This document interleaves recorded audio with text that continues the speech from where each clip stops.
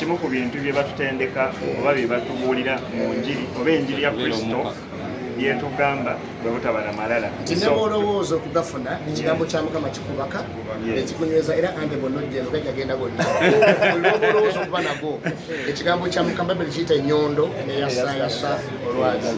So the word of the Lord will always arrest you, squeeze you paka ng'ovuddemu kyonna ekyo. So I think it is everyone that is rooted in Christ and in the church wesanga bwesanze sigambye nti tetuba nago completely naye wesanga mpola mpola ekigambo kya Mukama kikukaka sina malala gokka n'emize emirala. We don't present ourselves as perfect but by the word of God tweyubula mpola mpola n'ogenda nga wejjamu. That's why wesanga abantu ka brand nga tusiima ssebo segmento nga segmento linga gwe over any other person. They are entitled to their thinking. And it is good to know that if they are thinking that way, it is their personal thought. Especially about Katonda, what is God's mind, what is because Fetulina Constitution so he's entitled to his thinking. But the camera nyingi tweyanza ege batule mweno kuba mweno eno yemeini okay sebo mikwano janga banda bataiso kubalaba ndine ande wange emyaka mingi nga tutawana nsabye Mukama tuobulamu ande tuwangale nnyo tuwenze Mukama sanyuse neera kubeerawo gobale kubeerawo bayimbi ba gospel twebererawo lwakuba mulaba ffe tuzze nebo nabo batera okujja netwekweka eyo mu byalo tubatwala omusajja mutambuza myala netugenda mu byalo nga tuweereza olumu bampita ne nga tugende tubalage tuli b'amaanyi notamuwadde ssente n'omutwala enaku bbiri. So this is not sibeereddewo Brian ndowooza nti nze kubeera ku konsati ya Brian n'okubeera mu interview zino. Brian is me, I am Brian. Twewagira ndibadde wekwese wange oyina ekitondese buli omu obudde akwata omuzindala awaana munnange mbaddengayo naye ndowooza leero Mukama lwasazeewo okumbikula eri abamu munnange badde batamanyi and I am so humble. yakusooka okulaba kusooka omugamba oluyimba olukuteeka mu bantu eruliwa yakasooka okunda oluyimba oluteeka mu bantu nga nnyingiko kati naye ennaku zino waliwo oluyimba lwe basinga okwagala ennyo baluyita omukwano gwe gunvuga tuntuntu tuntuntu. Abalala bamanyi you don't need to pay any penny, you don't need to go anywhere. Abalala bamanyi njagala weetooloole oyagala weetooloole. Abalala bamanyi siriwa kuno siriwa wano. So abantu bamanyi different songs but yeah, I am so humble. aluza gospel nga muli talented nnyo naye nga temulina malala nga bano balala munnange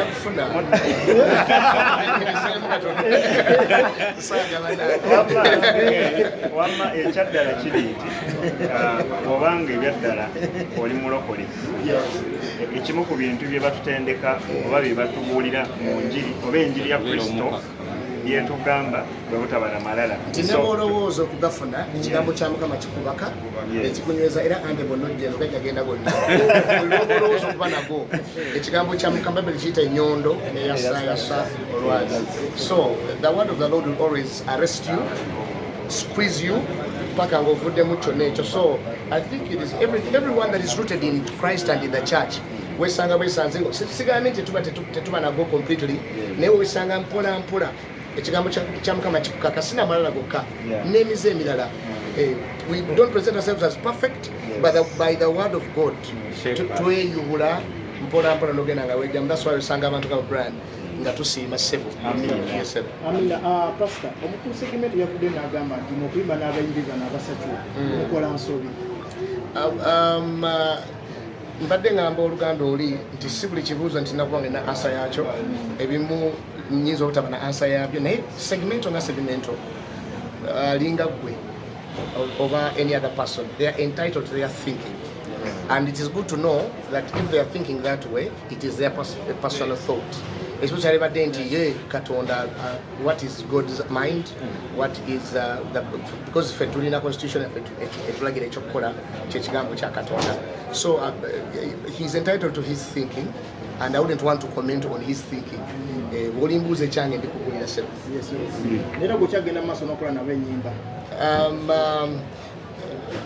Eminzani eminzaani eyawula ani wa katonda netali wa katonda teri mu mikono mingi. Omwoyo wa katonda ono otunuulira mu bayibuli alina abantu bangi bakozesezza. Ekyandiike bakigamba nti yali Yakobo essula yakuna, I think it was Jacob, yali Yakobo essula yakuna. Ekyandiike bakigamba nti mazima ddala mbagamba nti before Yakobo Matayo essula ya 21, I've remembered Mukama yebale. Matayo essula ya 21 olugero lugamba bwe luti Yesu n'abagamba nti omusajja alina abaana babiri, nti n'agamba yasooka ngendera mu nnimiro olime. Oli musajja omwana n'agamba nti ngenda genda naye mbu n'atagenda. Mbu n'agamba owookubiri wama ngendera mu nnimiro, owookubiri n'agamba sijja genda. Mbu naye n'akola ki? N'amaana yeekuba mu kifuba n'agenda. Yesu n'ababuuza ani yakola okwagala kwa Katonda? Ne bamugamba nti yeekuba mu kifuba n'agenda. Yesu kwe kubagamba mazima ddala mbagamba nti bamalaaya n'abawooza, harlots, prostitutes and tax collectors balisikira bakabaka ba Katonda okusinga ate mwabalabika ng'abatuukirivu. That's in the Bible, Matthew chapter number 21. Now, sometimes omwana w'omuntu ayagala kujajinge okusinziira ku bwolabika, oli yasiba enviiri si mutuukirivu.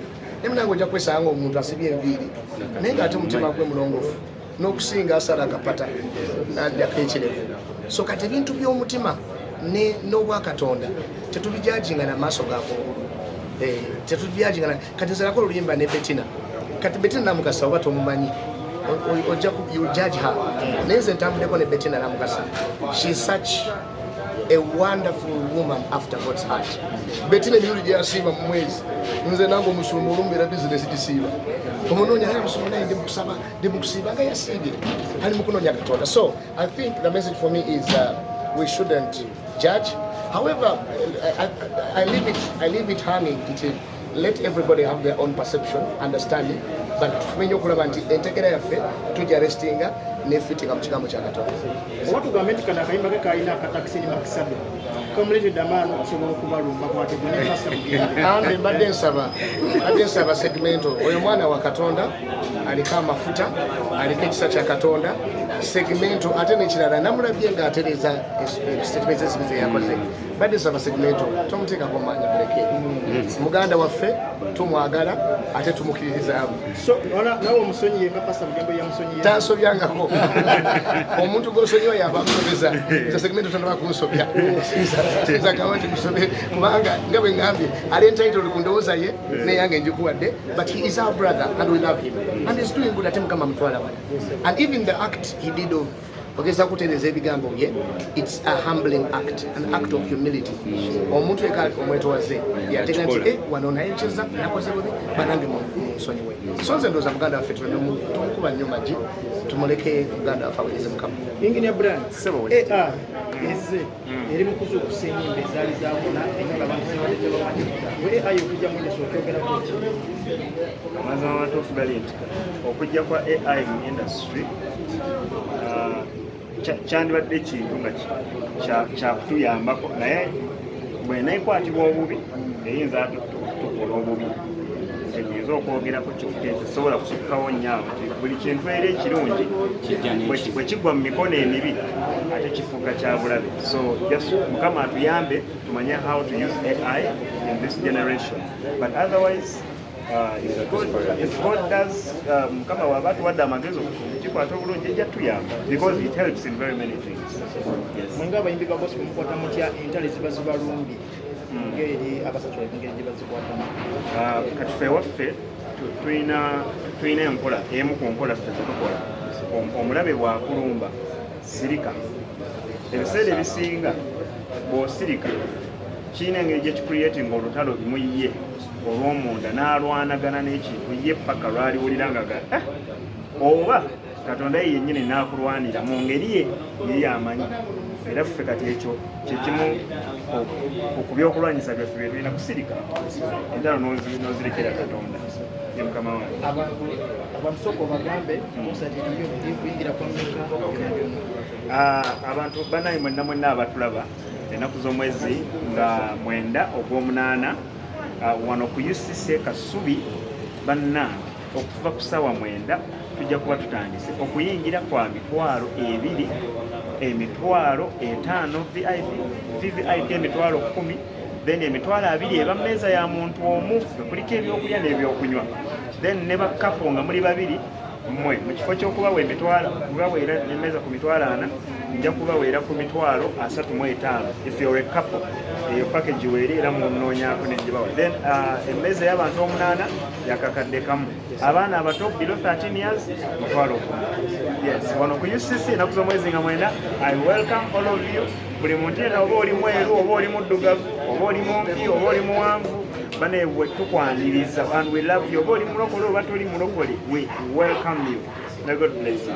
Abantu bagenda kujja bakuwagire bakuwane ssente. Yes. Zino ssente olina bwogenda okuyambako oba zidda waka?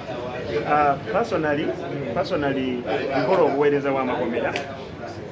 Ate buli wetugenda mu makomera tuyamba mu ngeri y'enjawulo. Personally nkola ebintu ebingi lwakwaza ebintu byange sitera nnyo kuyogera mu kamera, naye nga essente nga bwe zinaaba zizze akageri kekiri nti omuntu waba nga ssente bazimuwadde nga zizze era azikozesa byayagala era banna mundeetere nze nja kulyako nzimbe nako n'ennyumba nguleko emmotoka nyambe nako.